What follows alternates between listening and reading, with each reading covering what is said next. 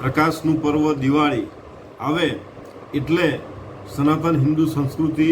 માટે એવું કહી શકાય કે આનાથી મોટું કોઈ પર્વ નથી એની. અને ત્યારબાદ આવનારું નવું વર્ષ જે હિન્દુ સનાતન સંસ્કૃતિ માટેનું વર્ષ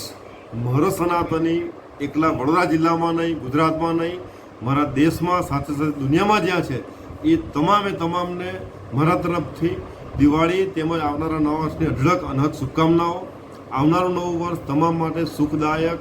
યશસ્વી, સમૃદ્ધિ આપનારું, તંદુરસ્તીભર્યું નીવડે એવી શુભકામનાઓની સાથે સાથે આગ્રહભરી વિનંતી કે વિશ્વ નેતા મોદી સાહેબ સાબિત થઈ જે ચૂક્યા છે